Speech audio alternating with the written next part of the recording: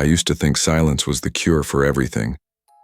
After the burnout, the breakup, and months of restless nights staring at my laptop's glow, I believed that if I could just get away, truly away, something inside me might reset. I'd spent the last decade photographing cities that never slept, chasing light through concrete canyons and train windows, always surrounded by motion. Then one morning I woke up in my apartment and felt nothing at all. No hunger, no curiosity, just a dull ache that made even picking up the camera feel pointless. When the chance came to rent a small off-grid cabin beside Rainford Lake, I didn't think twice. The caretaker, an old man with a bent posture and sun-creased eyes, handed me a single rusted key and warned me, "You'll be your own company out there. Nearest neighbor's 6 miles, give or take." I nodded, pretending that was exactly what I wanted. The drive out took most of the afternoon. The farther I went, the weaker the radio signal got until it was just static and my own thoughts. By the time I reached the gravel turnoff leading down to the lake, dusk had already settled like a bruise across the sky. The cabin stood low and square, facing the water. Pines crowded around it so tightly that even the air smelled green. Inside, it was simple. 1 bedroom, a narrow kitchen, a wood stove, and a single window that looked out over the lake. A generator buzzed somewhere behind the shed. I unpacked my gear, brewed coffee, and took my first shots. The water's pale shimmer, the tangled roots along the shore, the skeletal trees leaning toward their reflections. Everything felt hushed, expectant. By the second evening, the silence started pressing in. The phone barely caught a signal, and I found myself talking out loud just to hear a human voice. While editing near the window, I saw movement across the lake, a figure standing still among the pines, where the mist met the shore. Thinking it might be a fisherman, I lifted a hand and waved. The figure didn't move. Seconds later, it was gone. That night the rain came hard, hammering the roof. I was brewing another cup when something brushed the outer wall, slow, deliberate, like a hand testing for weakness. I froze. "Hello?" My voice cracked the stillness. No answer but the wind rattling the shutters. I grabbed my flashlight, stepped outside, and found footprints beside my own, fresh and deep, leading from the forest straight to my porch, then stopping at the door. I bolted it, every muscle tight, and stayed awake until dawn, telling myself it was probably some lost hiker. When morning came, the prints had already blurred into mud. Still, the unease stuck to me like damp clothes. Later that day, trying to distract myself, I followed the narrow trail behind the cabin. About a mile up, something half buried in moss caught my eye. A torn photograph. 2 boys, maybe 8 or 9, stood holding fishing rods in front of a cabin that looked like mine but older, darker, its windows arranged differently. The back of the photo read, "See you soon, E. My name's Ethan Cole." Seeing that letter sent a cold weight down my spine. I laughed it off. What else could I do? But the thought gnawed at me as I hiked back. That evening, the generator sputtered and died. I lit the lantern and sat by the window, staring out over the black water. The lake mirrored the light in a perfect line. Then I saw it again. Another reflection beside mine. A pale face hovering in the glass. My pulse shot up. I turned fast, the curtain shifting as if brushed from the inside. "Who's there?" I whispered. A low creak came from the bedroom.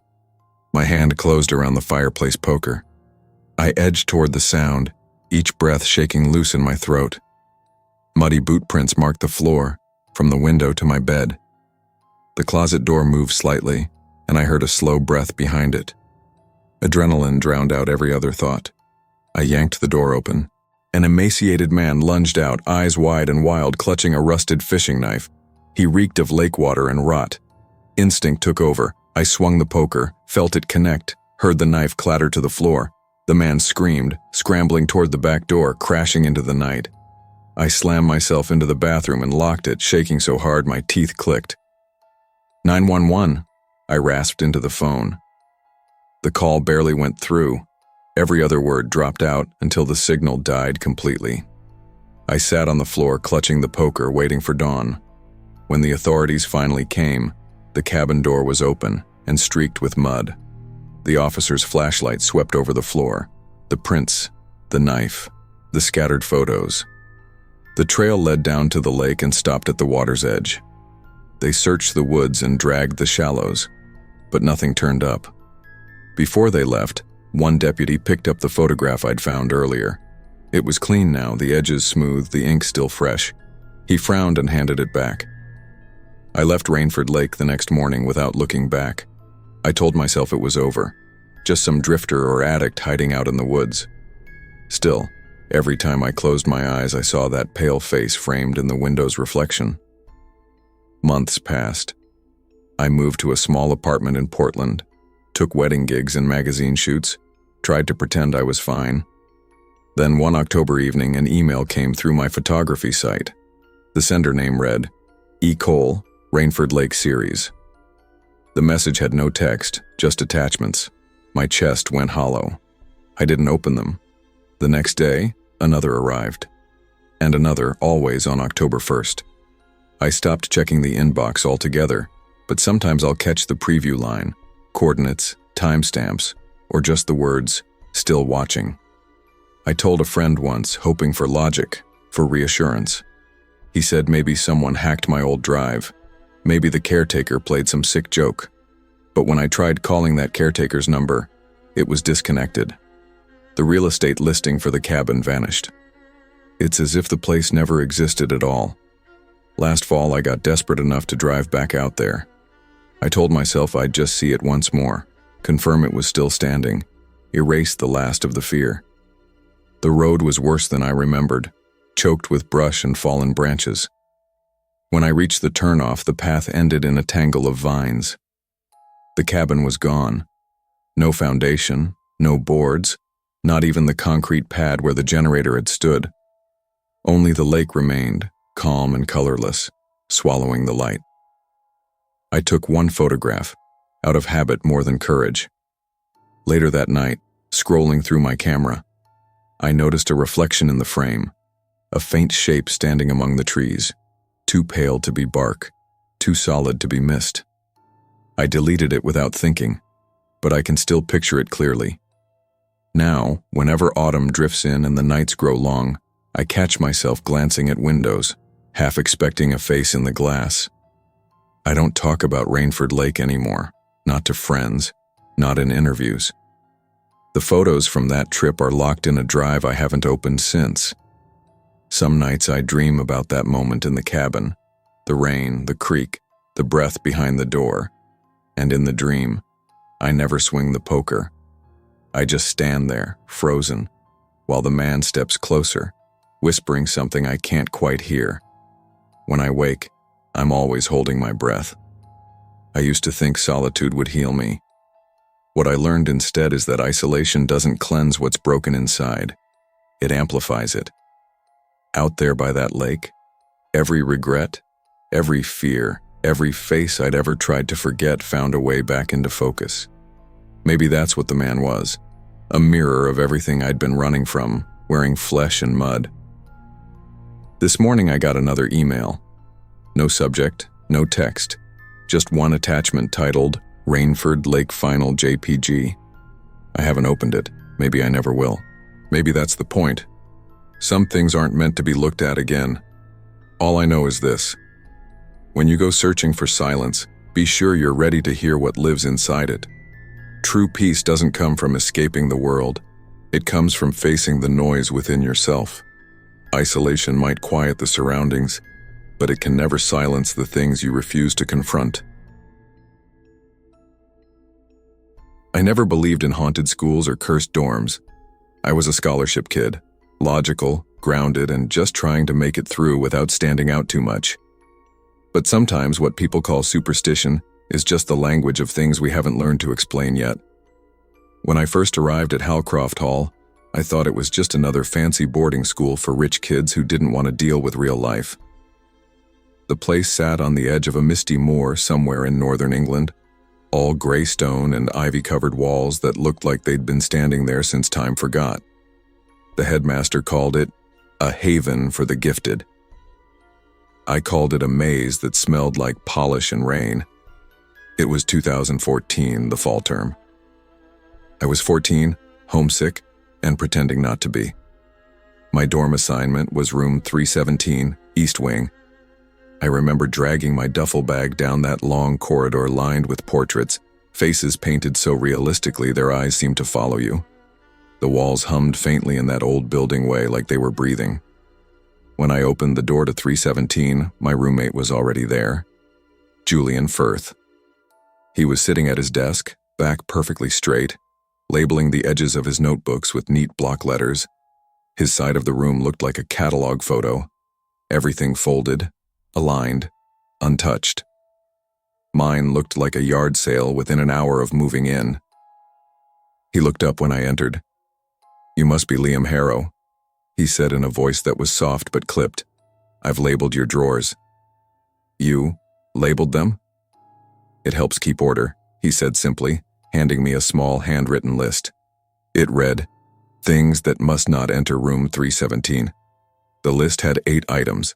Among them were matches, mirrors, salt, frogs, iron spoons. I read it twice and laughed. "You're joking, right?" Julian didn't smile. "It's not a joke. Some things shouldn't cross the threshold." I figured he was just another weird boarding school kid with too much imagination. I'd met plenty in the first week, kids who read tarot in the library and swore the west stairwell shifted on Sundays. I didn't think much more of it. That first month passed slowly. I tried to fit in, to blend between the accents and the expensive blazers. Classes were fine. The nights were harder. The walls of Halcroft Hall creaked in strange rhythms. Sometimes I'd wake to hear wind sliding through the cracks like a sigh. Julian never slept much. He'd sit by his desk long after lights out, whispering under his breath. Sometimes his lips moved without sound, eyes tracking something across the room that wasn't there. Once I caught him whispering into the empty corner near the closet. I asked who he was talking to. He turned his head slightly and said, "You don't want to meet her." I stopped asking questions after that. The second month, I found something under his mattress. It was a small, leather notebook filled with names. Dozens of them, first and last. Some were crossed out with black ink. A few had red marks next to them. Near the bottom of a page, I saw mine. Liam Harrow. A faint red line drawn halfway through. I remember staring at it for a long time, my heartbeat thudding like a drum in my ears. I slid it back where I found it and pretended I hadn't seen anything. For a while, I avoided the room whenever I could. I stayed in the library, did homework in the dining hall, wandered the grounds till curfew. The prefects noticed. When I tried to tell one of them that Julian was strange, they brushed it off. "You two are just adjusting," said one, clapping my shoulder.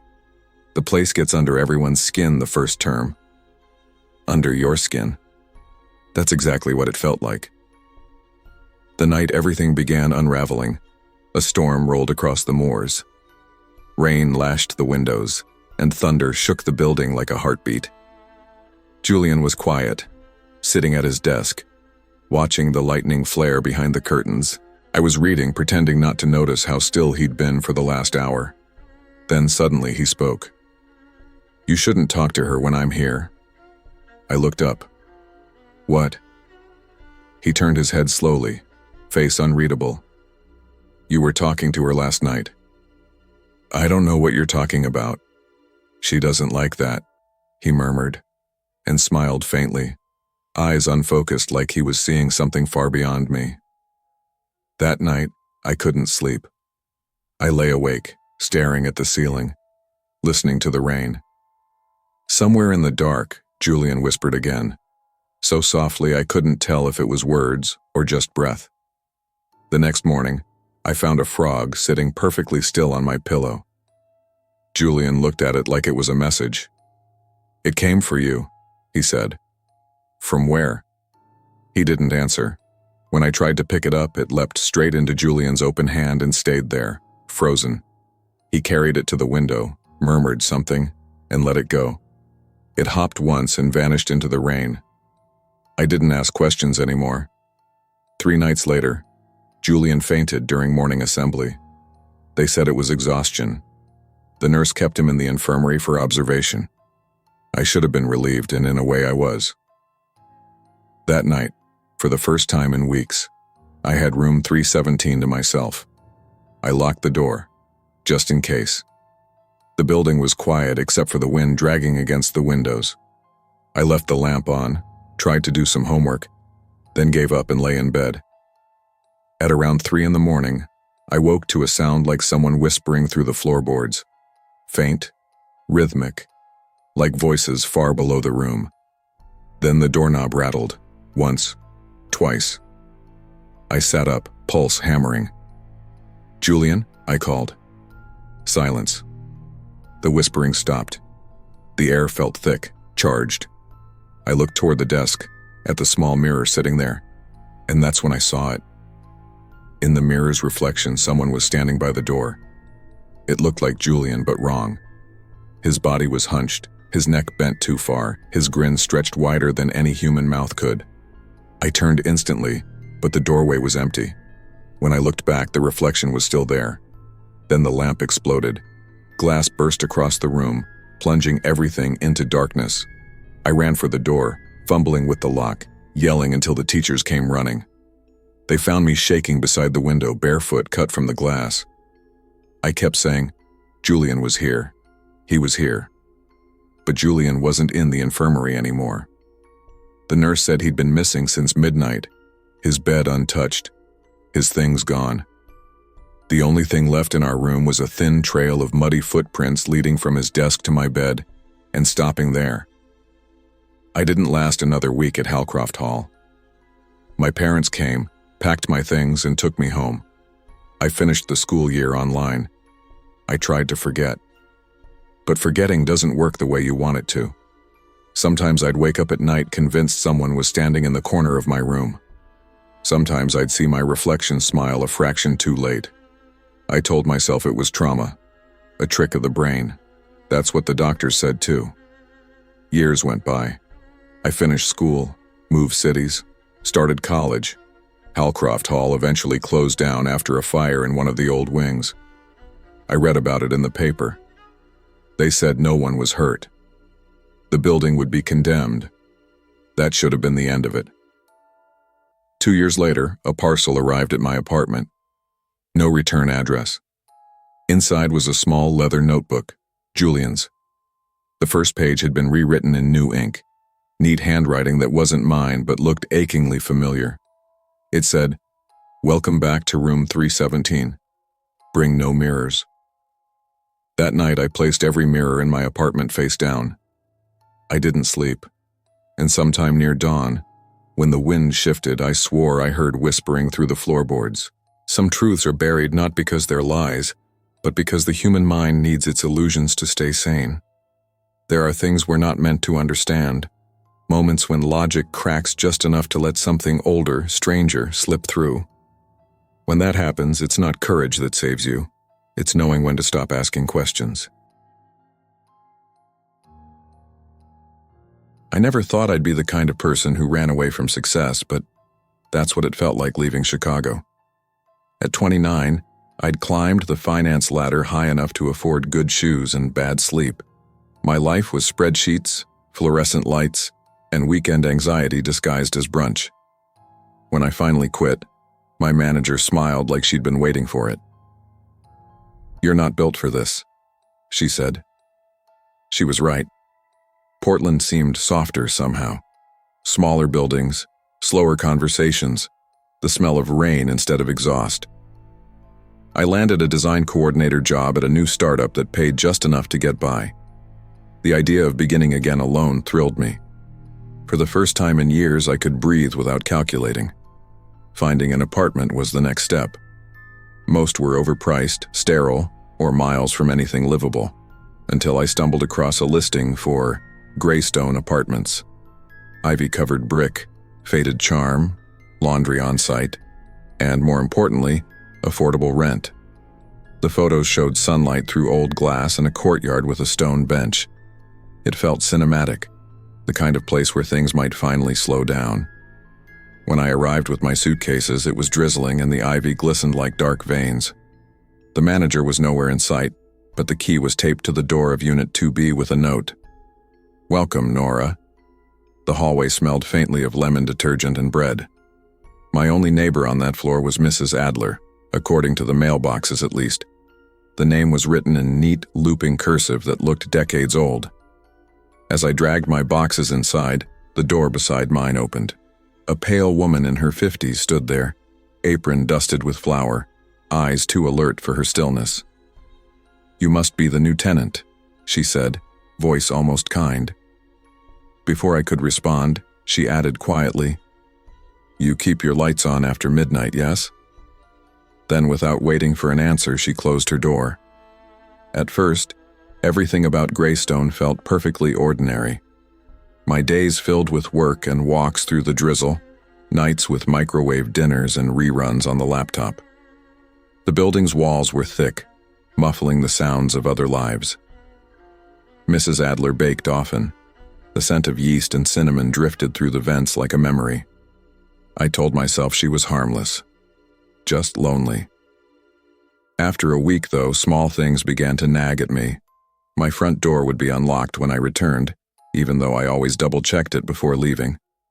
My coffee mug wasn't where I'd left it. My folded laundry looked rifled through. At first I thought I was misremembering, too tired from work. But then came the knocking. Always faint. Always just 3 taps. Always stopping the second I stood up. When I asked Mrs. Adler if she'd heard anything strange, she smiled a little too long. "You hear things in old buildings," she said. "The pipes knock, the wood shifts. People forget they're not alone." Her words lingered longer than they should have. By the 3rd week, I was sleeping less. The knocking had changed, no longer random, but rhythmic, like someone waiting for me to respond. I started placing tape across the door whenever I went out, just to see if it moved. It always did. I called maintenance. The man who came in a faded blue jumpsuit inspected the latch for all of 10 minutes before shrugging. "It's fine. Probably just settles weird." He looked tired, like he'd heard it before. When I asked about the building cameras, he said they'd been out for months. Mrs. Adler was kneading dough in her kitchen when I mentioned it later. The smell of yeast was thick enough to sting. She didn't look up. "If you hear her knocking," she murmured, "don't open until she says your name." "Who?" I asked. "The one who used to live there," she said softly, and for the first time her eyes met mine. She forgets it's not hers anymore. That night I slept with my lamp on. The message came at 12:17 a.m. Unknown number. "Are you alone?" I stared at it until my phone screen dimmed. The apartment was silent except for the low hum of my refrigerator. Then 3 slow taps at the door. I sat up, heart racing. "Who's there?" A pause. Then a woman's voice, soft and calm. "Nora, it's Adler. You left your lights on." Relief flooded me. I hadn't realized I was shaking until then. I walked to the door and reached for the handle. And that's when I heard it. The low whir of a mixer from Adler's kitchen next door. I froze. The voice on the other side spoke again, a little sharper this time. "Nora, open up. You left them on." The sound of the mixer grew louder through the wall. My breath hitched. I stepped back, every hair on my arms rising. The doorknob twisted, metal scraping against the latch. "Go away," I shouted. The movement stopped. For a long moment, there was silence. Then soft, deliberate footsteps retreating down the hall. I called 911 with trembling fingers. The dispatcher's voice sounded far away, like she was speaking through water. "Stay where you are," she said. "We're sending someone." I sat on the couch, lights blazing, until blue and red reflections danced on the ceiling. The police arrived 20 minutes later. 2 officers, one young, polite, the other older, and visibly skeptical. They examined the door, the knife mark where the handle had been forced. One of them followed the hallway toward Adler's apartment. When he knocked, no one answered. He tried the handle, locked. Then he frowned and pointed his flashlight down. A faint trail of flour dusted the floorboards, leading toward the basement stairs. The older officer told me to stay put. I didn't. From the stairwell, I could hear them forcing the basement door. A minute later, one of them called out sharply. The younger one came back up pale-faced. "You shouldn't be here," he said. "Go upstairs." I caught a glimpse anyway. Shelves lining the concrete walls, each with glass jars neatly labeled. Inside were black and white photographs, hundreds of them. Faces of men and women, some smiling, some mid-blink, all faded around the edges. A sign above the shelves read simply, "Tenants." When I looked back toward the hall, the flour trail had vanished. Mrs. Adler's apartment was empty, bed made, dishes washed, dough half risen on the counter. It looked as if she'd stepped out only moments before. I didn't stay another night. The police said they'd contact me for statements, but weeks passed with no follow-up. My coworkers offered their couches until I found another place. I told them it was a break-in, nothing more. They didn't ask questions. Every so often I thought about the voice at the door, how calm it had sounded, how certain. I replayed the phrase again and again. "You left your lights on." It wasn't a threat, not exactly. It was instruction. 2 months later, I searched online for updates. Nothing. No arrests, no leads, no mention of Mrs. Adler. 6 months after I left, I saw the listing again. Same address, same rent, same description. Greystone Apartments, Unit 2B now available. Previous tenant relocated suddenly. Please leave lights on after midnight. I stared at it for a long time. My coffee went cold. Then I closed the laptop and deleted my browsing history, as if that would erase the echo in my head. Now every time I move into a new place, I check the locks twice, sometimes 3 times. I keep a small lamp on near the window, not because I'm scared, I tell myself, but because light makes spaces feel safer. Sometimes when the city quiets, I think I hear 3 faint knocks, far away but familiar. I tell myself it's just the pipes, but I still whisper my name just to be sure. Safety is not just about walls and locks. It's about listening to your instincts. When something feels wrong, it often is. Curiosity may open doors, but awareness keeps them closed when it matters most. When I left the city that summer, I wasn't escaping anyone but myself. I'd been freelancing nonstop for 2 years, graphic design gigs that blurred together until every project felt like the same recycled ad with a different shade of blue.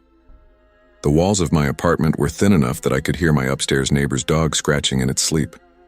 I needed quiet, space, somewhere the sky actually looked like sky. So when I found the listing for a sublet farmhouse outside Wren County, it felt like an answer. The photos showed a modest white house surrounded by acres of open land.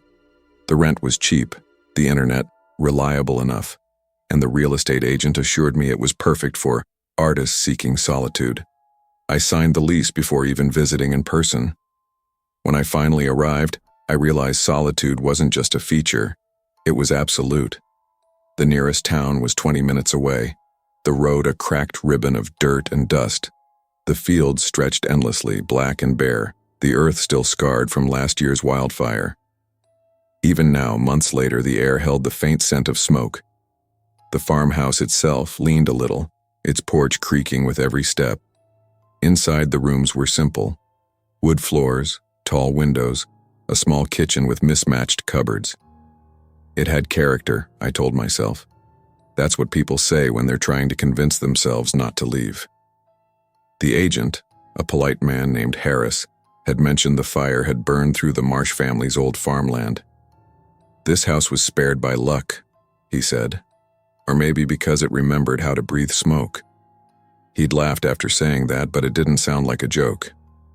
At night, the fields glowed faintly under the moon, as if embers still hid beneath the soil. I told myself it was the heat playing tricks on the atmosphere. That was easier to believe than the idea that something could still be burning out there. It started during my second week. I was sitting at my desk, working on a client logo, when I heard it.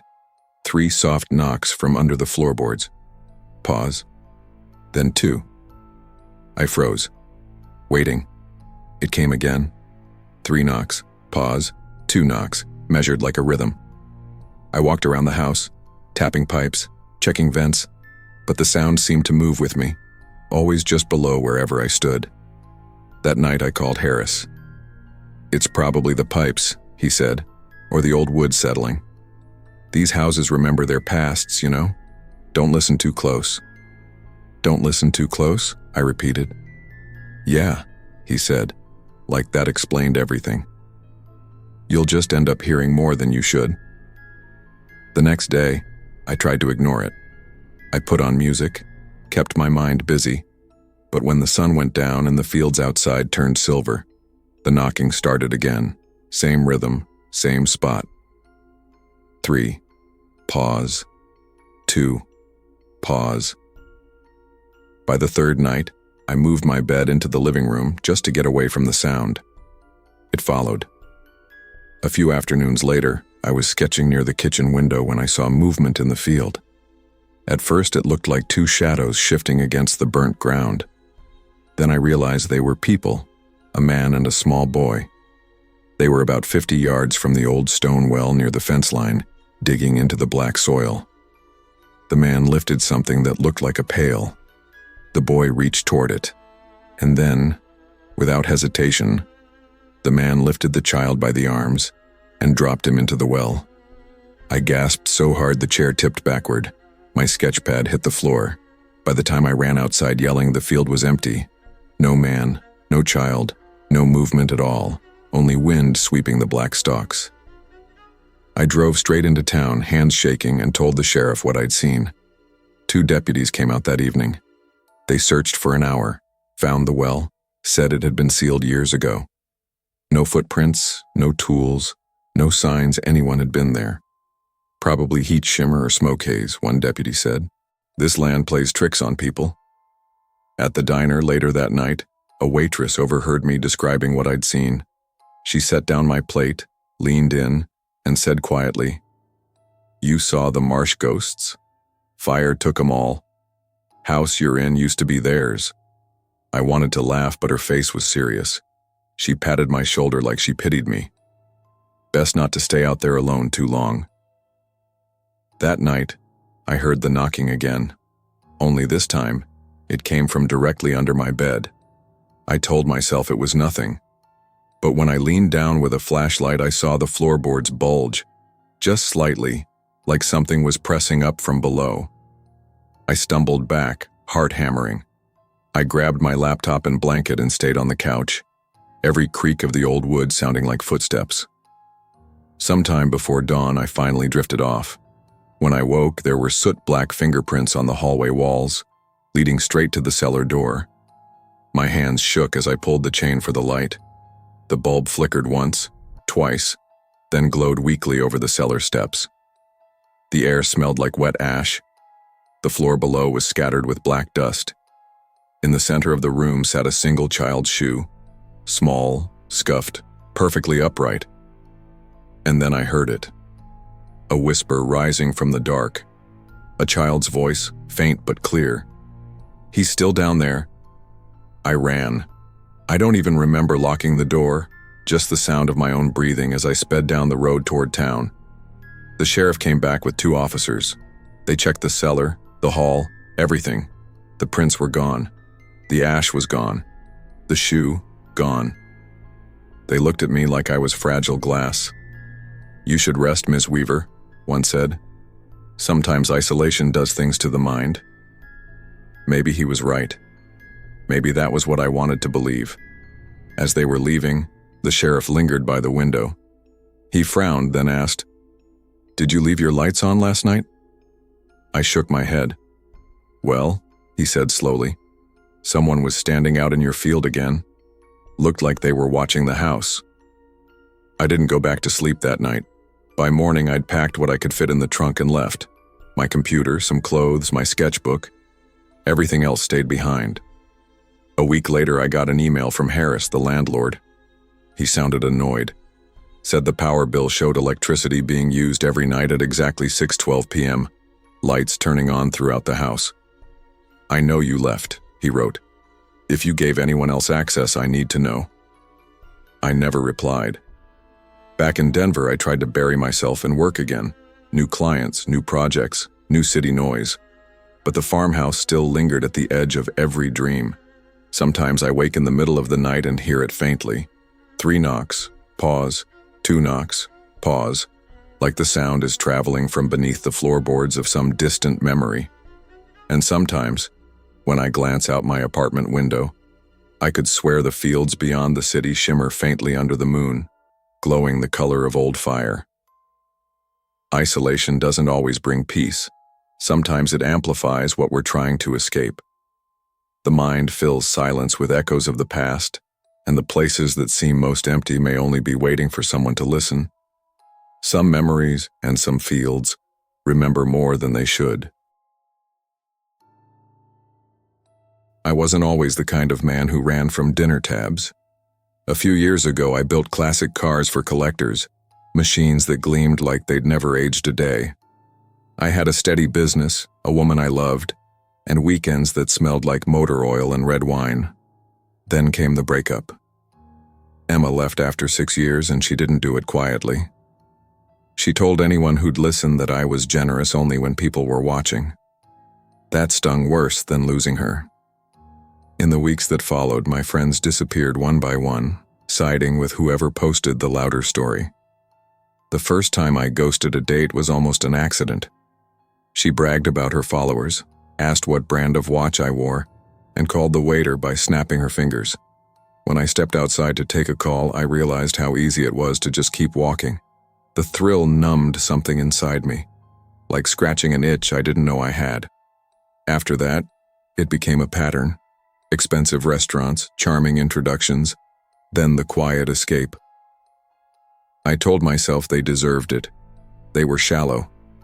I was teaching them a lesson. But every night, coming back to my loft with its white walls and empty fridge, the silence stretched a little further. 6 months passed like that. Same playlist humming through the speakers, same bottle of wine half finished on the counter. My place was spotless, sterile. I liked it that way. No trace of anyone else. One Friday, I ditched a woman named Claire at a steakhouse downtown. She'd ordered the most expensive thing on the menu before the waiter even set down the water glasses. When she excused herself to check her makeup, I signed the bill with a fake name and left. By the time I reached home, the city had gone quiet. The alley behind my building caught every sound. The click of heels, a bottle rolling, the wind dragging through trash cans. I unlocked my door and froze. It was cracked open, light spilling through the gap. Inside, 2 wine glasses waited on the counter. The same bottle I'd left corked that morning was open, breathing. Then I heard it. A woman's voice from the living room. "You're early." She stood by the window in a black coat, her hair tied back. I'd never seen her before. "Who are you?" I asked.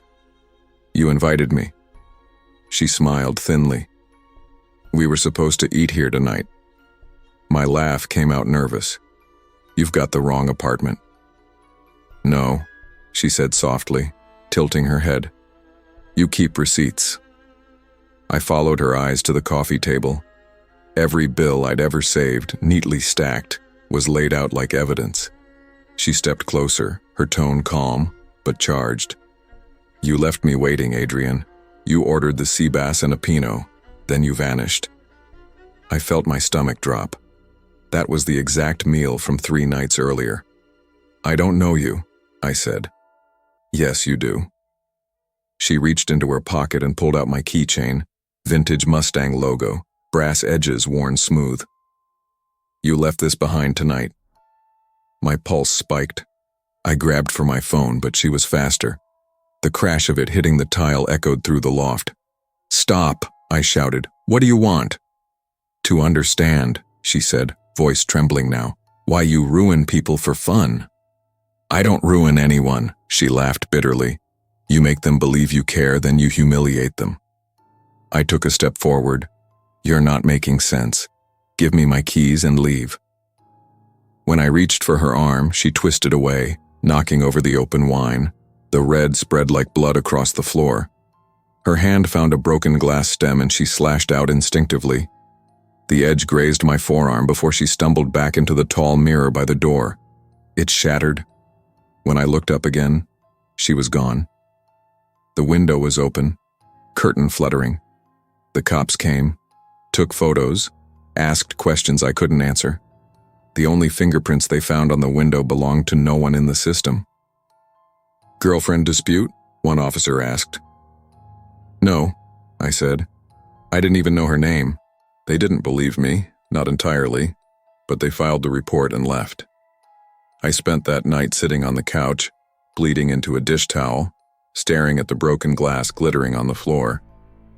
In the morning light, the whole thing felt impossible. Maybe she'd followed me from the restaurant. Maybe she'd looked me up. People do insane things when they're angry. I replaced the door locks, sold the loft a week later, and moved into a smaller apartment across town. I told myself it was time to start over, for real this time. But every night, right around 10 o'clock, I'd catch myself listening. The hum of the refrigerator, the pipes ticking, the faintest sound of footsteps in the hallway that always stopped at my door. The first knock came on a Wednesday, 3 soft raps. I froze mid-stride listening. When I opened the door, the hallway was empty. A slip of paper lay on the floor. It was a restaurant bill, not one I recognized. My name was scrawled at the top in looping handwriting. Adrian Bennett. The total was small, 2 glasses of wine, 1 entree, but the signature was mine. The next night, the same thing happened. Different restaurant, different date. All places I'd never been. I stopped sleeping. My chest felt tight every evening as the clock crept toward 10:03. The knocks always came then. 3 precise taps, a pause, then silence. I told myself it was a prank. Maybe one of the women I'd ghosted found out where I lived. Maybe they'd hired someone. But the handwriting never changed, and no camera ever caught a person in the hallway. After a month, I couldn't take it. I packed what I could and drove to a motel outside the city. On the first night there, I tried to laugh it off. New place, no address listed anywhere. I poured a drink, turned on the TV, and started to feel normal again. At 10:03, someone knocked on the door. 3 times. When I opened it, a folded receipt slipped across the threshold. This one was blank. No restaurant name, no total. Just 2 words written where the tip should be. "You're early." I shut the door, sat on the bed, and finally understood what I'd done to myself. I'd spent months turning other people's trust into a game, mistaking cruelty for control. Now every knock, every bill, was a reminder that you can't humiliate others without carving the same scar into yourself. I don't answer the door anymore. I just sit and wait, listening for the next 3 knocks, wondering if this is what it feels like to be left waiting forever. When you build your comfort on someone else's humiliation, the punishment is built into the act itself. Deceit might offer control for a moment, but it leaves you haunted by your own reflection, forever waiting for forgiveness that never comes. When I first moved to the city, I told myself I could live with almost anything. Moldy ceilings, flickering lights, even a roommate with questionable hygiene, as long as it meant finally having my own space. After years of student loans, late-night editing jobs, and the constant shuffle between borrowed couches, the idea of signing a lease with my own name felt like winning a small war. I found the studio through an online ad that sounded too good to be true. Affordable rent, heat included, and close enough to the subway that I could walk. When I showed up, the place was tiny, barely big enough for a bed, a desk, and a mini fridge. But it had a real door that locked and a window that let in slanted daylight between 2 brick buildings. The air shaft outside was narrow, maybe 4 feet across, and directly across from me was another window that belonged to an identical unit. The landlord, a balding man named Mr. Irving, told me the apartment across the way was empty. Been vacant a while, he said, jingling a set of keys. "But yours gets more sun, so you lucked out." It didn't look like much, but after years of not having a place to call mine, it was enough. My first night there, I unpacked my boxes slowly, savoring the quiet. I played some old jazz on my laptop, drank cheap wine out of a mug, and watched the city lights bleed across the opposite wall. On my second night, I noticed movement across the shaft. A little girl, maybe 11 or 12, stood in the opposite window. She wore a bright yellow sweater and had dark hair pulled into a ponytail. She raised her hand and waved. It startled me. Mr. Irving had said the unit was empty, but the girl's smile was so shy and earnest that I found myself waving back. She held up a piece of paper with a drawing on it, a crude crayon sketch of a cat. I guessed what it was, and she nodded, delighted.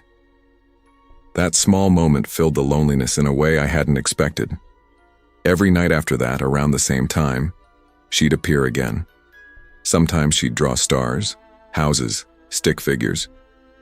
It became a routine. No words, just gestures and smiles through the glass.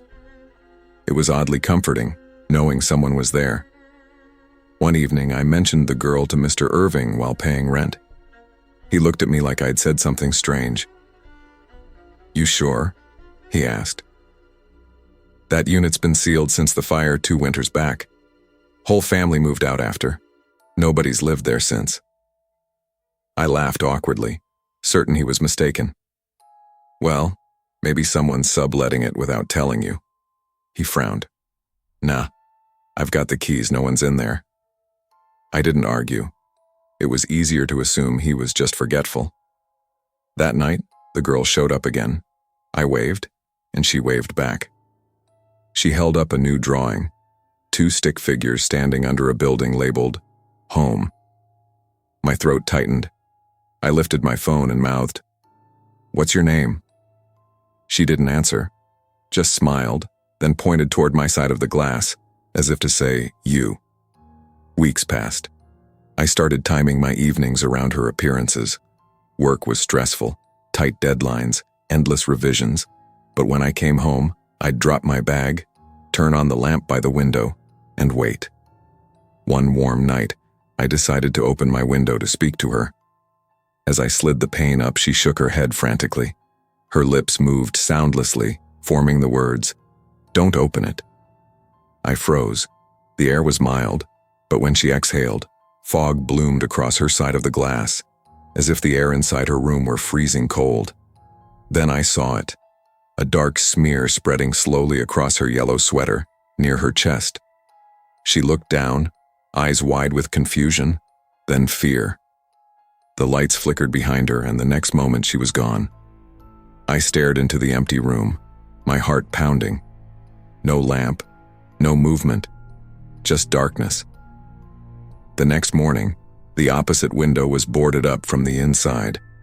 I called Mr. Irving right away. "Someone's in that apartment," I said. "They put up boards overnight. You need to check." He sighed. "Miss Lang, nobody's in there. The place is sealed, has been since the fire that killed a little girl 3 years ago." My skin went cold. "What was her name?" "Emily," he said. "Emily Voss." He started to say more, but I hung up. That night I couldn't sleep.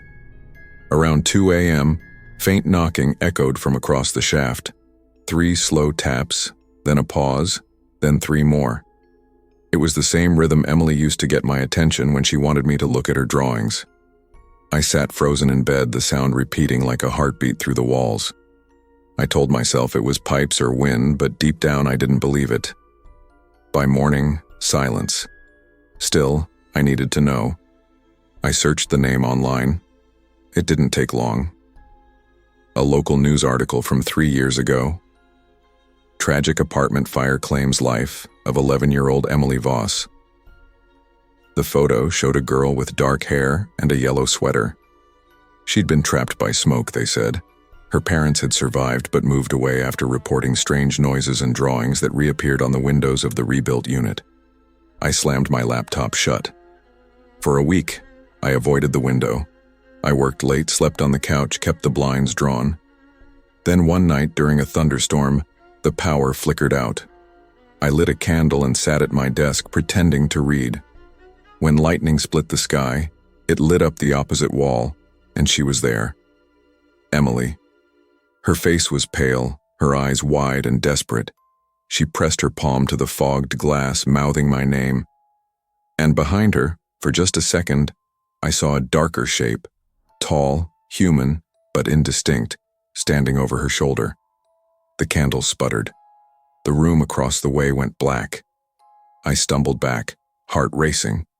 I closed the curtains, shoved a chair under the doorknob, and slept on the floor. When morning came, something caught my eye. On my side of the window, taped from the inside, was a crayon drawing I hadn't seen before. It showed two windows facing each other, each with a figure inside. Between them, flames rose like reaching hands. I packed that day. Mr. Irving didn't ask why I was leaving early. He just looked at me with something that might have been pity or relief. Before I turned in my keys, I went to the window one last time. The boards across the shaft were still there, but in the cracks between them I thought I saw something shift. A flicker of yellow, like a sweater sleeve. That night, I left the city. Months later, I got an email from a friend who lived nearby. She said the building had listed my old apartment as temporarily unavailable. The reason? Maintenance. But neighbors complained about faint knocking at night. 3 taps, pause, 3 more, and whispered voices saying, "Don't open it." Sometimes I dream of that window. In the dream, I'm standing on one side and a small hand presses against the other, asking me to stay. I always wake before I answer. Loneliness can make us reach for connection in strange places. But not every knock on the glass is meant to be answered. Some silences, like some doors and windows, are better left closed. I never thought scissors could feel like armor until I opened my own salon. 3 years of sweeping hair, fetching coffee, and listening to stylists' gossip had finally paid off. Hart Co., the sign read in gold script across the glass door. It wasn't fancy, but it was mine. Most days were simple, a few regulars, a few walk-ins, the faint smell of shampoo and coffee blending together. People came in to look better and left to live the same lives, but for 30 minutes, they trusted me with something close to confidence. I liked that kind of quiet power. I rented a small cottage 5 blocks from the salon, just far enough to feel separate from work, but close enough to walk. On Friday nights, I'd close up shop, count the week's cash, and stroll home under the streetlights. Denver's spring air always smelled faintly of rain and pine, and I'd pretend the mountains were whispering promises of calm. But peace is never as permanent as you think, especially when someone like Ryan has your name tattooed on his arm. We'd met back when I was still an apprentice. He played drums in a dive bar, all adrenaline and apologies. The first time he punched a wall instead of me, I told myself that meant control.